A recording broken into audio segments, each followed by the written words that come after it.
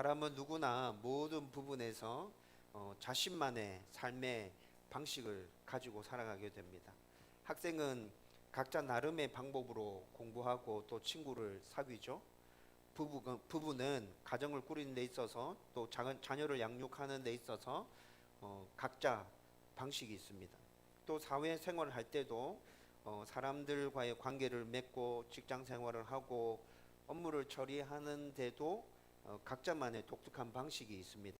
그리고 신앙생활 하는 데 있어서도 여러분들 나름대로의 방법에 따라서 지금 신앙생활을 하고 있죠. 그래서 모든 부분에서 자신만의 방식으로 사람들은 살아간다고 말하는 것입니다. 그런데 이 방식들이 제대로 잘 갖춰져 있으면 모든 일들이 원만하게 잘 풀려가죠. 반대로 이 방식들 가운데 뭔가 이상한 부분이 있으면 아무리 잘해보려고 노력하고 발버둥 쳐도 일은 계속 꼬여져 갑니다. 학생들이 공부하는 방식이 제대로 잘 갖춰져 있으면 공부를 열심히 하면 성적이 올라가죠. 그런데 공부하는 방식이 제대로 잘 갖춰져 있지 않으면 아무리 열심히 노력한다 하더라도 그 학생은 자기가 노력한 만큼의 결과를 얻을 수 없게 되는 것입니다. 부부가 자녀를 양육하는 데 있어서도 그 방식이 올바른 방식이면 자녀를 올바른 사람으로 하나님께서 원하시는 사람으로 잘 길러낼 수 있을 것이고, 그 방식이 잘못되어 있다면 부모와 자녀와의 그 관계만 더 심각하게 꼬여져 가겠죠. 여러분, 이런 관점에서 우리가 하나님의 백성으로 하나님의 말씀에 순종하며 잘 살고 싶다면 하나님께서 우리를 인도하시고 돌보시는 방식이 어떤 것인지 분명하게 알고 순종할 필요가 있다는 것이죠. 여러분, 지난주 우리가 나눈 말씀은 하나님은 선하신 계획 가운데서 우리를 인도하고 돌보신다는 것이었죠.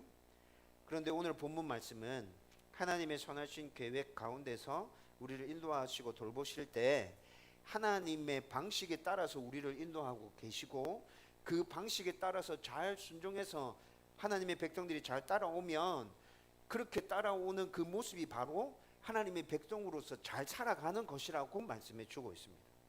그러면서 우리를 인도하시고 돌보시는 하나님의 방식이 무엇인지 정확하게 우리에게 보여주고 있죠. 저와 여러분들이 오늘 이 말씀을 나누면서 우리를 인도하시고 돌보시는 하나님의 방식이 도대체 뭔지 정확하게 알고 또 그것들을 붙들고 순종하면서 잘 따라가서 온전한 하나님의 백성으로서의 삶을 이 땅 가운데서 잘 살아갈 수 있기를 주님의 이름으로 축원드립니다. 여러분, 먼저 지난주 말씀을 간단하게 정리하면 하나님은 당신의 백성들을 그들의 어떠함과는 상관없이 항상 인도하시고 보호해 주신다는 말씀이었어요. 좀 전에도 말씀드렸죠. 여러분, 그런데 지난주 우리가 함께 나누었던 말씀들, 구체적으로 이런 모습들이 어떻게 나타나는지 좀 자세히 살펴보면 하나님이 이스라엘에 왕을 세워주시는데 왕정이 안정될 때까지 정치적인 분쟁을 최소화하기 위해서 이스라엘의 12지파 중에서 가장 작고 힘없는 베냐민 지파의 기스집 사울을 주목하는 것에서부터 나타났었습니다. 그리고 본격적인 하나님의 인도하심이 나타나는 사건은 기스집에서 기르던 암나귀가 갑자기 사라지는, 암나귀를 잃어버린 사건으로 하나님의 본격적인 인도하심이 시작되었죠. 그리고 그 다음에 나타나는 하나님의 인도하심은, 여러분, 이 당시 나귀는 아주 귀하고 비싼 짐승이라 그랬죠. 함부로 처리할 수가 없었다고요. 그렇게 하면 금방 눈에 띄잖아요. 그리고 또 암나귀들을 누군가가 만약에 훔쳐서 데리고 다니는 것이라면 사람들의 눈에 금방 띄었을 거예요. 그래서 쉽게 찾을 수 있을 것 같은데도 3일 동안 사울과 사환이 온 곳을 뒤지면서 돌아다녔음에도 불구하고 찾지 못한 것이 바로 하나님의 인도하심이었다고 말씀드렸죠. 그 다음에 3일이 지난 후에 사울이 아버지가 자신들을 걱정할 것을 염려해서 다시 돌아가자고 명령하는데 사환이 그 명령에 반기를 듭니다. 여러분, 사울의 명령이 합리적이지 않았나요? 설득력이 떨어졌나요? 이치에 맞지 않았습니까? 그런 게 아니었죠. 여러분, 그런 게 아니라도 주인과 사환과의 관계에서 주인이 말하면 무조건 순종하고 따라야 함에도 불구하고 사울의 명령에 거부하는 것. 여러분, 이것 역시 하나님의 인도하심이었습니다. 이뿐만이 아니라 사울 자신도 몰랐지만 자기 수중에 선지자에게 드릴 예물이 있었던 것, 이것도 하나님의 인도하심이었죠. 마지막으로 이들이 라마성을 향해서 올라갈 때 사무엘에 대한 정확한 정보를 전달해 주는 물깃는 소녀들을 만난 것도 하나님의 인도하심이었습니다. 이렇게 철저하고 완벽하게 짜인 하나님의 인도하심 가운데 사울은 드디어 사무엘을 만나게 되는 것이죠. 여러분, 그리고 오늘 본문 말씀에서는 이렇게 철저하고 완벽한 계획 가운데 하나님께서 그의 백성을 인도에 가실 때 사용하는 방식들이 나타나 있습니다. 먼저 첫 번째는 하나님이 당신의 백성을 인도하는 방식은 인격적인 교제 가운데서 말씀하신다는 것입니다. 여러분, 오늘 우리가 읽었던 본문 15절과 16절 말씀을 한번 보십시오. 하나님께서는 사울이 사무엘을 찾아오기 전날에 사무엘에게 이미 베냐민 땅에서 한 사람이 찾아올 것이고 그가 이스라엘의 왕이 되어서 블레셋으로부터 이스라엘 백성을 구해낼 것이라고 미리 말씀해 주고 계세요. 그리고 17절 말씀을 보면 사무엘이 사울을 딱 만났죠. 딱 만나는 그 순간에 다시 하나님께서 말씀하십니다. 어제 말한 그 사람이 이 사람이고 그가 하나님의 백성을, 나의 백성을 다스리게 될 것이다 말씀해 주고 있죠. 여러분, 이를 통해서 우리가 분명하게 알 수 있는 하나님이 그의 백성을 인도하는 방식은 인격적으로 말씀해 주신다는 것입니다. 여러분, 이 방식은 첫 인류 아담부터 지금까지 하나님이 그의 백성을 인도하는 방식 중에서 가장 기본적인 방식이고 가장 중요한 방식입니다. 하나님은 노아에게 말씀하셨습니다. 아브라함에게도 말씀하셨습니다. 요셉에게도 말씀하셨고요. 모세에게도 말씀하셨죠. 사무엘에게도 말씀하셨습니다. 그리고 이스라엘 열왕들과 선지자들에게 말씀하셨습니다. 이들에게만 말씀하셨던 게 아니라 예수님에게도 말씀하셨고 사도들과 수많은 믿음의 성도들에게 하나님께서는 자신의 생각과 뜻이 무엇인지 말씀해 주셨습니다. 성경 속에서 나타나는 수많은 믿음의 위인들에 관한 이런 이야기들을 통해서 하나님은 그의 백성과 인격적으로 교제하시며 말씀해 주시는 분이라는 것을 우리는 알게 되는 것이죠. 그리고 하나님의 말씀인 성경이 이미 우리에게 주어져 있고 이 말씀을 통해 지금 이 시대에도 하나님은 당신의 생각과 계획을 또 우리가 어떻게 해야 하는지를 말씀해 주심으로 인도해 주신다는 것입니다. 그런데 우리는 인격적인 교제 가운데 말씀하시는 하나님의 방식을 따르기보다는 기적과 환상과 환청 이런 것들을 바랄 때가 너무나도 많습니다. 특히나 뭔가 중요한 일을 결정해야 하고 또 해결하기 힘든 아주 어려운 문제 앞에 부닥쳐 있을 때 너무도 급박한 일을 만나면 자연스럽게 말씀을 붙들고 하나님의 음성을 듣기 위해서 집중하기보다는 사람들을 의지하게 되고 또 상황들이 이렇게 해서 이 문제가 해결되어지기를 바라고 있고 꿈으로 뭔가를 보여주시기를 원하고 있고 환상과 환청이 들려오기를 원하는 그런 모습들 정말 여러분들 가운데서 발견할 수 있지 않습니까? 그런데 모든 삶에서 정말 빠르고 정확하고 분명하게 하나님의 인도하심을 받고 싶다면 하나님은 인격적인 교제 가운데서 말씀을 통해서 우리를 인도하신다라는 사실을 여러분들은 분명하게 기억하고 있어야 합니다. 여러분, 그래서 제가 교회를 개척하고 난 후에 지금까지 말씀을 읽고 묵상하는 것을 계속해서 강조하는 것입니다. 앞으로도 제가 목회하는 동안에는 말씀과 기도와 관련된 것을 지겨울 정도로 계속 강조할 것입니다. 여러분, 성도가 말씀과 기도를 붙들고 하나님의 은혜 가운데서 몸부림치지 않으면 그의 백성으로 온전하게 살면서 하나님의 인도하심을 받을 수 있는 제일 정확하고 제일 분명하고 제일 빠른 방법을 포기하고 신앙생활을 하고 있는 거예요.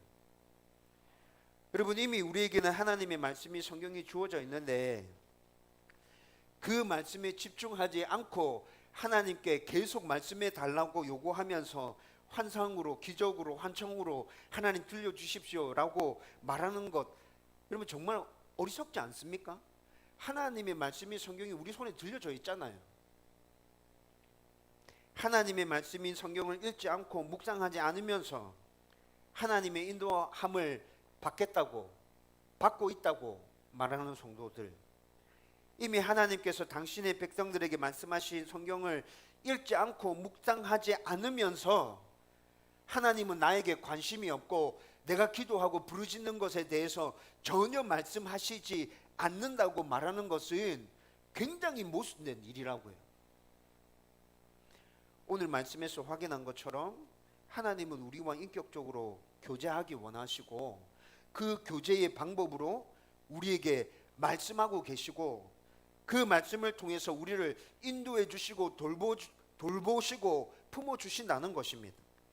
여러분, 제가 몇 번 여러분들에게 말씀드렸는데 저는 지금까지 성경의 말씀을 통해서 하나님께서 저에게 말씀하실 것이라는 믿음과 확신을 가지고 제가 살아오는 동안에 중요하게 결정해야 되는 모든 문제에 있어서 하나님의 말씀을 붙들고 결정하기 위해서 굉장히 노력해 왔습니다. 여러분, 제가 이렇게 노력했다는 그 증거가 바로 매일 기도하는 것과 매일 큐티하면서 하나님의 말씀을 묵상하는 거라고. 여러분, 이렇게 하나님의 인도함을 받기 위해서 제 나름대로 애쓰고 노력한 흔적들이 그렇게 나타나는 거라고요. 여러분, 특히나 중요한 문제를 결정해야 할 때는 더 집중해서 성경을 읽고 더 집중해서 말씀을 묵상하고, 그래서 분명한 하나님의 말씀이 나에게 들려왔을 때 그 말씀을 붙들고 모든 일들을 결정해 왔다고요. 여러분, 제가 사역을 시작할 때 사역에 대한 소명, 결혼할 때, 우리 셋째와 넷째를 입양할 때, 교회를 개척할 때 모두 다 하나님께서 저에게 주신 분명한 말씀이 있었고, 그 말씀을 붙들고 사람들이 저에게 손가락질하고 바보고 멍청하고 세상 물정 모른다 말할 때에도 그냥 하나님 주신 말씀 붙들고 따라 순종하면서 여기까지 왔다고요. 여러분들 보실 때는 제가 어떻게 보입니까? 실패한 것처럼 보이나요? 멍청한 것 같나요? 세상 물정 모르고 바보처럼 살아가는 것 같습니까? 아니요. 저는 하나님의 인도하심 가운데서 늘 평안하고 늘 기쁘고 늘 즐겁게 행복하게 목회하고 있거든요. 여러분, 제가 중요한 일들을 결정할 때 하나님께서 주시는 분명한 말씀들을 붙들고 결정했다는 말씀드렸죠. 여러분, 그럼에도 불구하고 지금까지 살아오는 동안에도 계속 힘들고 어려운 일들은 있었습니다. 여러분, 그때 제가 뒤돌아봤겠습니까? 후회했겠어요? 아니요. 뒤돌아보지 않았습니다. 후회하지 않았습니다.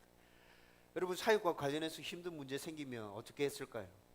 하나님께서 주신 분명한 말씀이 있기에 지금까지 내가 사역해 오는 동안에 내가 무엇을 잘못하고 있지? 혹시 지금 내가 죄악 가운데 빠져 있는 건 아닌가? 내가 잘못 판단하고 잘못 생각하고 있는 것은 없나? 고민하고 그렇게 하나님께 물으며 기도하게 되어 있는 거예요. 여러분, 그런데도 전혀 모르겠으면 그냥 하나님께 보여달라고, 가르쳐달라고 기도하죠. 그리고 난 다음에 어떻게 합니까? 이걸 어떻게 극복하고 이겨나갈 수 있을까에 대해서 고민합니다. 그러면서 하나님께 구하죠. 하나님, 저에게 은혜를 주십시오. 능력을 주십시오. 지혜를 주십시오. 이겨나가게 해주십시오. 여러분, 제가 뒤돌아보지 않고 거기서 주저하지 않고 계속해서 앞으로 나가기 위해서 이렇게 발버둥 치는 이유는 뭘까요? 하나님 나에게 주신 말씀이 있기 때문에, 내가 이 방향으로 나아가는 건 분명히 하나님 뜻이 맞기 때문에 여러분, 망설임이 없는 거예요. 주저함이 없는 거예요. 비록 그렇게 나가면서 힘들고 어려운 일들을 계속 겪는다 할지라도 나의 주인이신 하나님은 나를 그렇게 인도해 가신다면 도와주시고 보호해 주시고 인도해 주실 것이라는 믿음과 확신이 있기 때문에 극복하고 나가려고 계속 몸부림치고 있다는 것이죠. 그리고 그렇게 지금까지 살아온 저의 삶을 돌이켜 볼 때 정말 신실하게 하나님은 저를 인도해 주셨거든요. 하나님 저의 삶을 책임져 주셨거든요.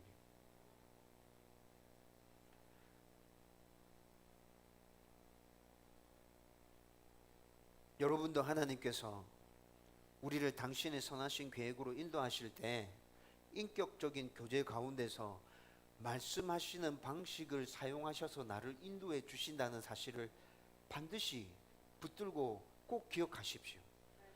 그리고 그 하나님께서 주시는 말씀 그대로 더 생각하지 말고, 하나님 분명한 말씀이 나에게 들려왔다면 어떻게 순종할 것인가에 대해서 고민하면서 발버둥 치십시오.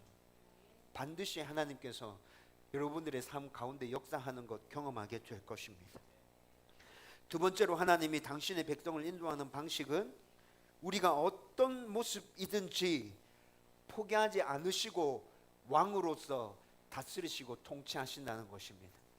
여러분 16절과 17절 말씀을 보면 하나님께서 사무엘에게 말씀하실 때 반복해서 사용하는 단어가 나타나고 있습니다.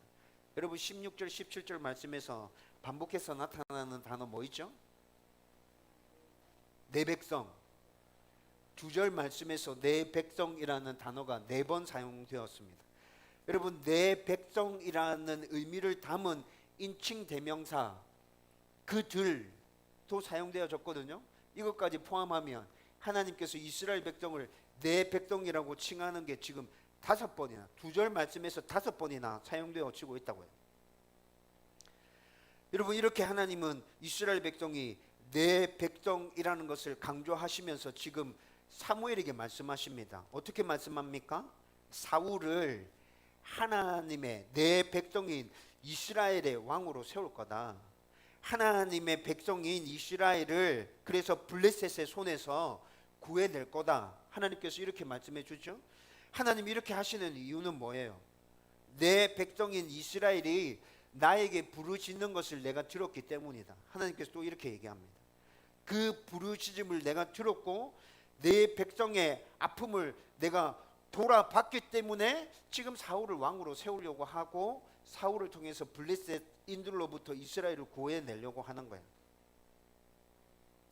사울이 내 백성인 이스라엘의 왕이 되어서 그들을 다스리고 통치하게 될 거야.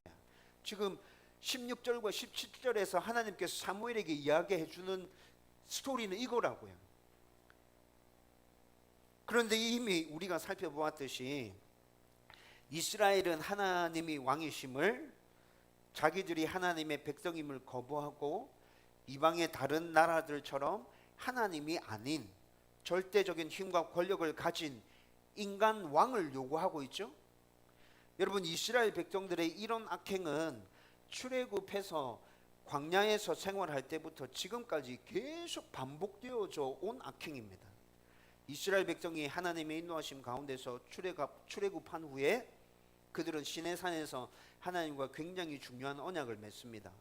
바로 하나님은 이스라엘의 하나님이 되고 이스라엘은 하나님의 백성이 될 것이다 라는 언약을 시내산에서 체결하게 되죠. 여러분 이 언약은 하나님의 일방적인 은혜 가운데서 체결된 것이에요. 이스라엘은 하나님의 그 일방적인 은혜를 입어서 하나님을 자기의 하나님으로, 그리고 자기는 하나님의 백성으로 그렇게 살아갈 수 있게 된 것이죠. 그러나 이스라엘 백성들은 하나님이 자신들의 하나님이며 또 자신들은 하나님의 백성임을 항상 거부했죠. 하나님은 이렇게 하나님과 또 백성으로 맺었던 그 언약을 항상 거부하고 있는 이스라엘을 포기하지 않으시고 또 끝까지 품어주십니다. 그래서 지금 여기까지 이스라엘 백성들을 끌고 오신 거잖아요. 그런데 또 이스라엘 백성들은 하나님이 자기들의 하나님이시며 자신들은 하나님의 백성임을 거부하고 있는 상황인 거죠. 여러분 만약 여러분들이 하나님 입장에서 이런 상황이 계속 반복되어지고 있다, 여러분 이런 상황에서 어떻게 할 것 같아요? 포기하고 그냥 관계를 끝내버리고 싶은 마음 생기지 않나요?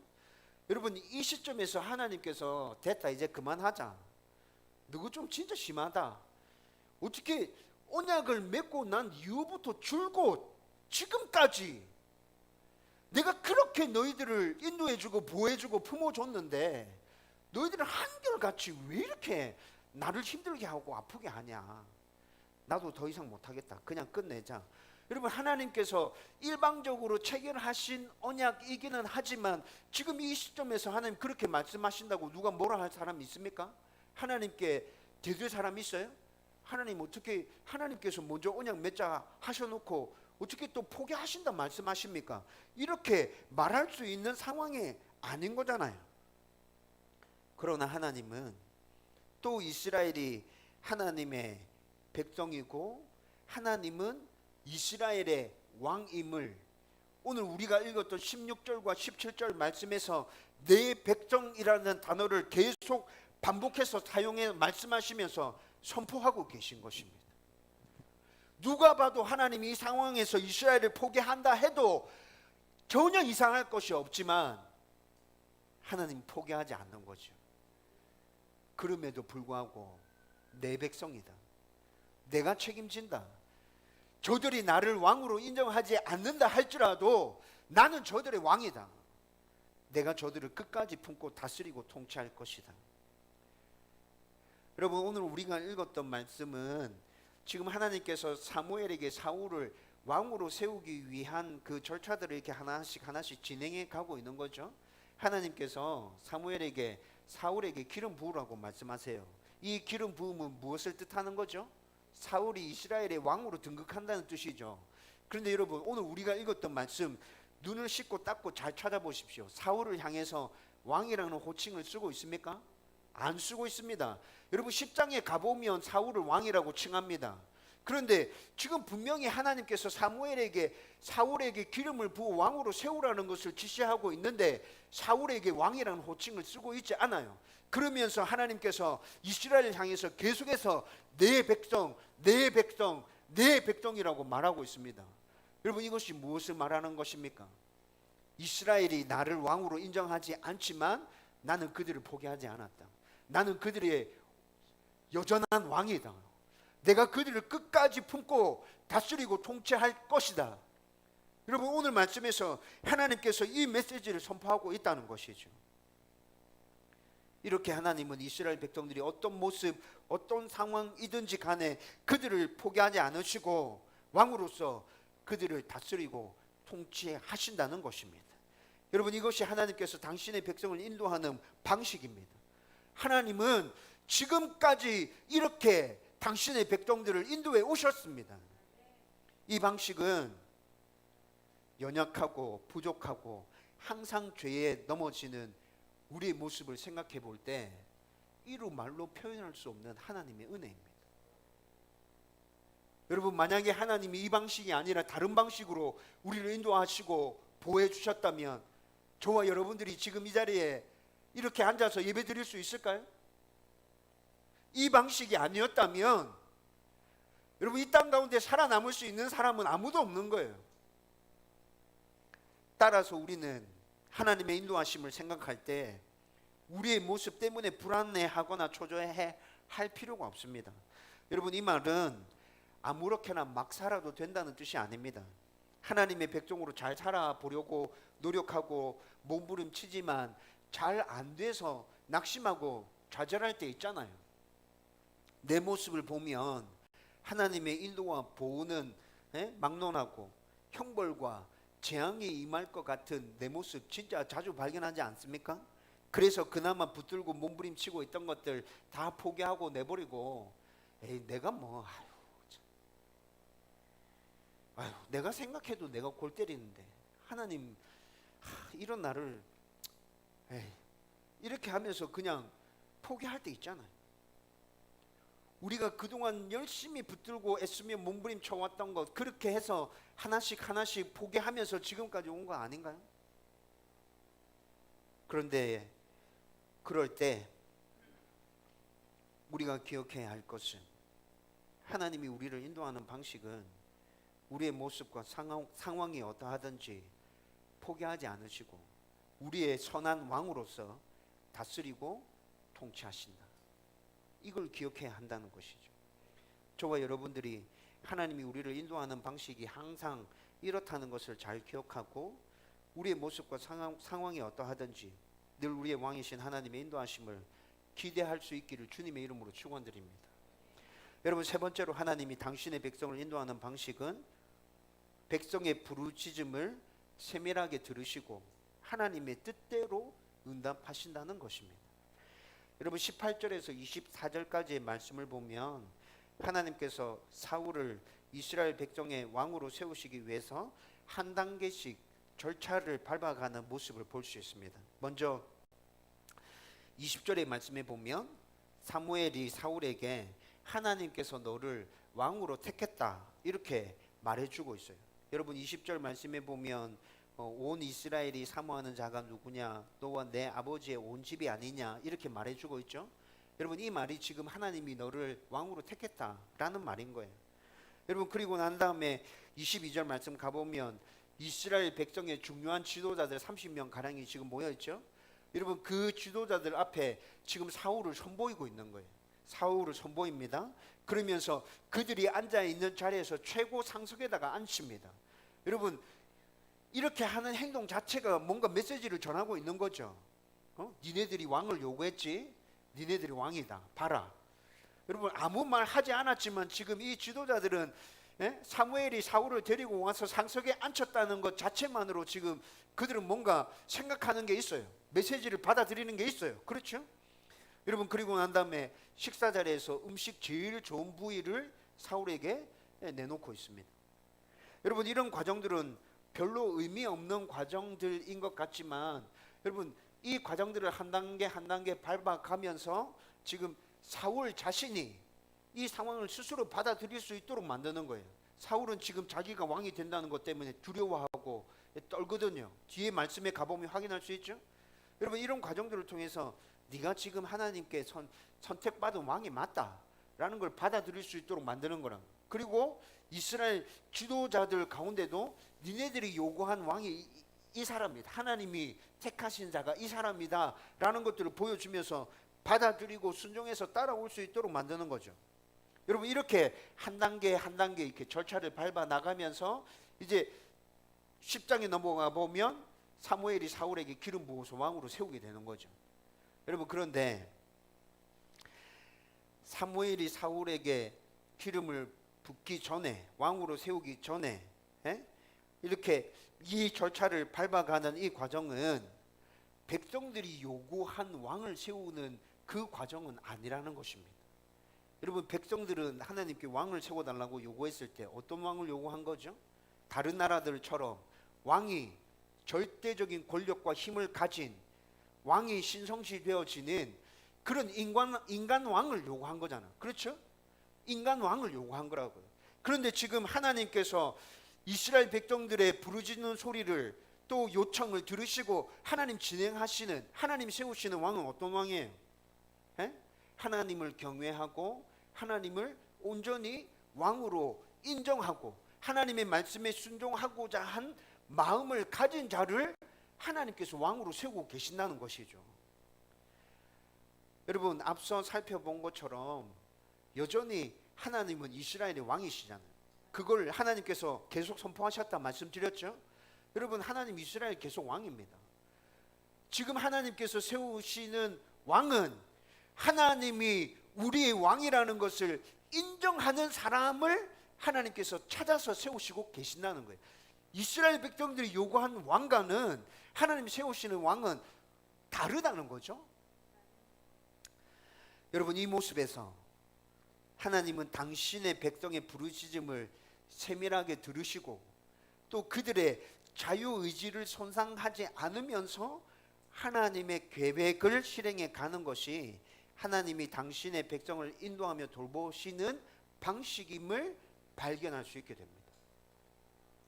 여러분, 앞서 살펴본 것처럼 이스라엘 백성들이 왕을 요구한 것은 하나님이 왕이심을 거부하고 하나님의 법을 지키기보다는 교만과 욕심의 죄를 바탕에 깔고 온갖 죄로 가득한 세상의 방식을 따르겠다고 이스라엘 백성들이 결정한 것이잖아요. 여러분, 그런데 이 결정은 하나님의 백성인 이스라엘 백성들이 지켜야 하는 하나님의 법에 반하는 것이죠. 하나님 법에 정면 충돌하는 것입니다. 그런데 이 결정을 누가 한 거예요? 이스라엘 백성들이 스스로 결정한 거잖아. 그렇죠? 여러분, 스스로 생각해서 뭔가 결정할 수 있는 그 권한, 자유의지, 이건 누가 주신 거예요? 하나님 주신 거라고요. 여러분, 그런데 이들이 이렇게 결정한 것에 대해서 니네들은 잘못 결정했어, 그거 아니야 라고 뒤집어 엎어버리고 무조건 하나님의 뜻을 요구하고 하나님께서 따라오라고 그냥 끌어당겨 버리면, 여러분, 하나님께서 우리에게 주신 자유의지는 제대로 된 기능을 전혀 할 수 없게 된다는 말이에요. 여러분, 그래서 하나님은 잘못된 결정이지만 이 결정이 실현되면서 생길 수 있는 여러 가지 문제들에 대해서 알려주고 있죠. 니네들이 잘못 결정했어, 니네들이 이렇게 가면 굉장히 힘들고 어려울 거야, 얘기해 줬어요. 그런데 이스라엘 백성들이 그 이야기조차도 거부하고 받아들이지 않습니다. 그래서 하나님은 어떻게 하십니까? 좋다, 그러면 니네들의 요구를 들어주겠다. 그 대신에 뒤에 일어나는 모든 일들에 대해서는 너희들이 책임져야 돼. 하나님께서 이렇게 말씀하셨죠. 여러분, 하나님께서 이렇게 말씀하시는 건 잘 생각해 보면 하나님이 이스라엘 백성들을 포기한 것 같아, 이제 끝난 것 같아, 이렇게 생각할 수 있죠. 그런데 그게 아니에요. 여러분, 하나님께서는 그들의 요청, 그들의 부르짖음, 그 모든 것들을 세밀하게 다 듣고 계셨습니다. 그러면서 그들의 자유의지를 인정해서 왕을 세워주시는데, 그 왕을 세우는 과정 가운데는 하나님의 계획이 포함되어 있습니다. 시간이 많이 걸리고 한참을 돌아가야 하지만 이스라엘 백성들이 자유의지로 스스로 선택한 것을 손상시키지 않는 그 테두리 안에서 하나님의 계획을, 하나님의 뜻을 실행해 가지고 계신다고요. 여러분, 이것이 바로 하나님이 그의 백성을 인도하시며 돌보시는 방식입니다. 여러분, 하나님께 온전히 순종하고 잘 따르면 모든 과정 가운데 하나님의 은혜와 복과 평안을 누리면서 굉장히 빠르게 목적지에 도달할 수 있겠죠. 그러나 우리가 그렇지 못해도 하나님은 세밀하게 우리의 부르짖음을 들으시고, 어떤 일을 우리의 자유의지로 잘못 결정했다 하더라도 하나님의 선하신 계획 가운데서 바로 잡으시고 하나님의 뜻을 이룰 수 있도록 인도하시고 도와주신다는 것입니다. 여러분, 이 하나님을 바울은 어떻게 얘기합니까? 모든 것이 합력하여 선을 이루시는 하나님, 모든 것을 합력하여 선을 이루시는 하나님. 여러분, 바울은 이렇게 얘기하고 있죠. 로마서 8장 28절에 있는 말씀이에요.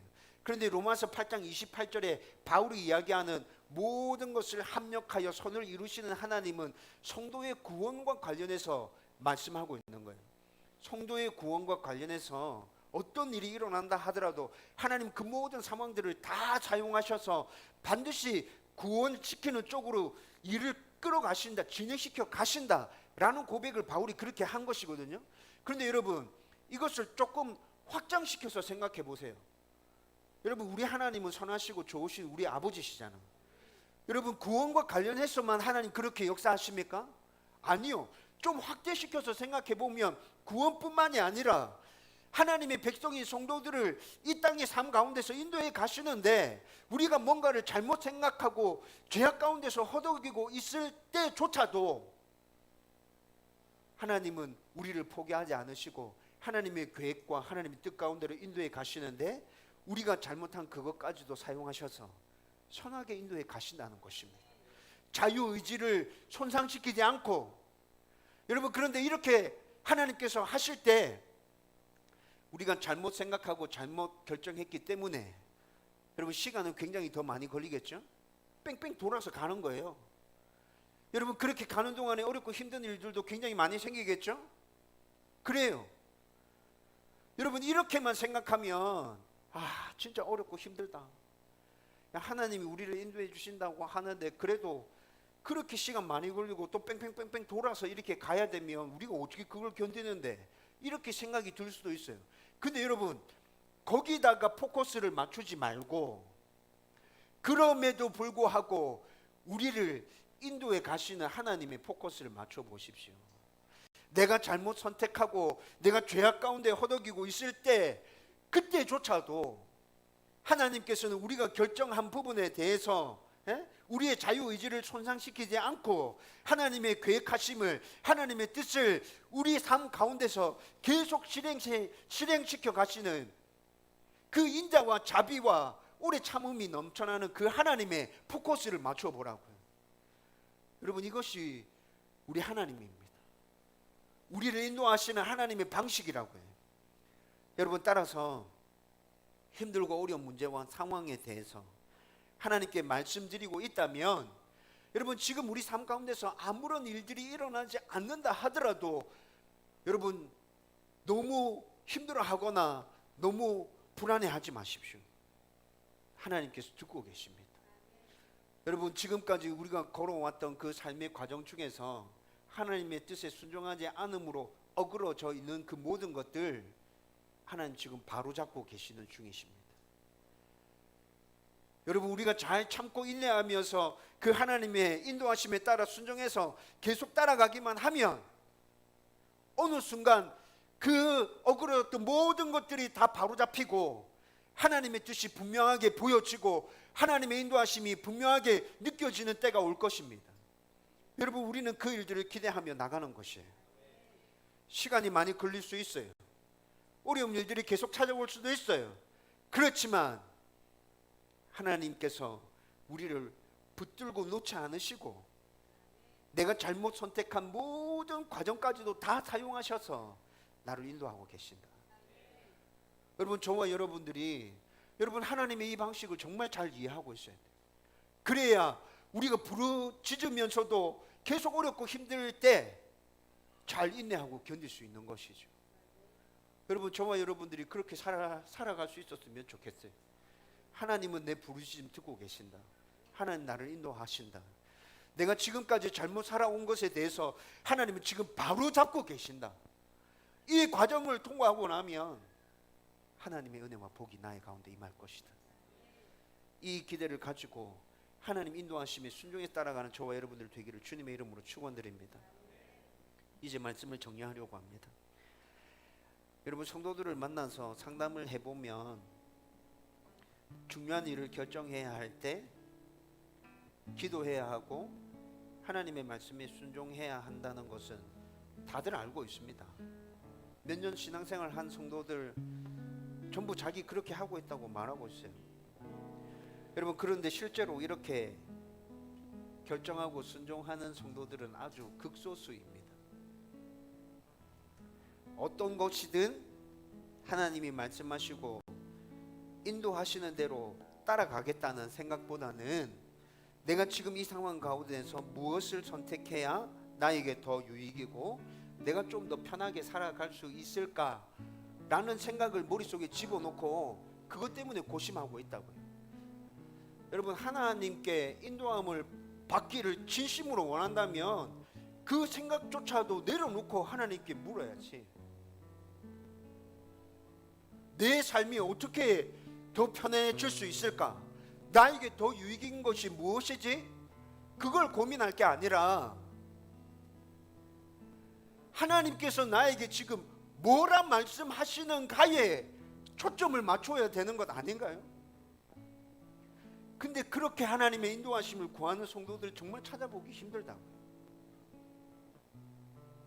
하나님이 나와 인격적으로 교제하시며 말씀하신다는 것, 하나님이 나의 왕이시며 어떤 순간에도 나를 포기하지 않으시고 다스리고 통치하고 있다는 것, 하나님이 나의 부르짖음을 들으시고 하나님의 계획과 뜻 가운데로 인도해 주신다는 것은 그냥 하나의 지식에 불과한 성도들이 너무 많다는 것이죠.